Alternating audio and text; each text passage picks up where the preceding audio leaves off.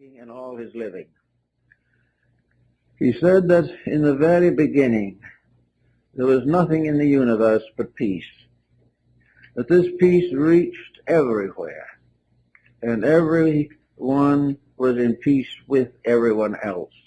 And they talked to God, and God answered them in the voice of a small child, a very gentle child, not much older than themselves, because he was speaking to common people and not to great scholars. And they were all peaceful until along came Lucifer. And Lucifer was self-will, and by self-will fell the angels.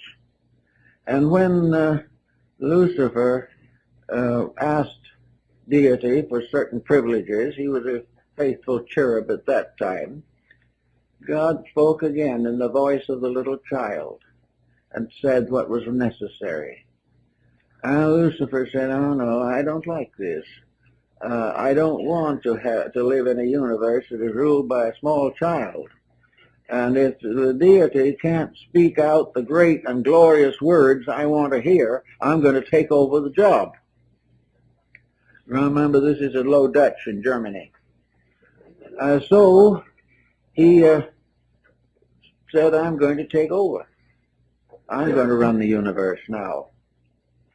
So he challenged deity. He said, "I'm not going to do these things. If you're just a puny little deity living in space without anything around you except a baby voice, I'm going to show you how to run this thing." And at the moment that he said that was the moment of the great disobedience. And in an instant, the heavens completely changed. Everything changed. The sky was filled with great spiritual powers. In the midst of them was seated or placed the ineffable deity, with all power, all splendor, all skills, and the thunder and rumbling voice that could be heard everywhere. And it is thus that the pride of Lucifer opened the abyss of the self, opened the world of sorrow and pain, because he had tried to take over the management of the universe, and because he could see no God until he disobeyed, and then the whole glory of heaven broke upon him. Now there's something about this, it's almost a beautiful myth or legend that can be carried right on down. For the man taking over the universe because God didn't seem big enough to handle the job is something that we all might think about occasionally. Also in all the problems that we have. When we think of the universal divine plan as too weak to handle us, to take care of our problems, so that we have to suddenly become helpers in this deal, we may get into serious trouble.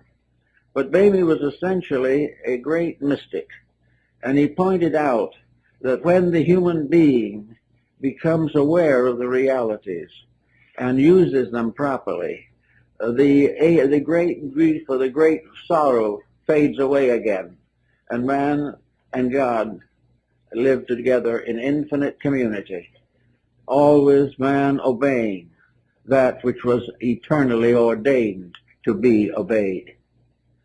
So in this way, Bamey had his statement of silence, of peace, that was disrupted by the rise of human faults, human emergencies, and the forever human optimism and complacency. So that to be still is to know the universe as stillness. To be still is to hear the voice of God and the voice of a small child.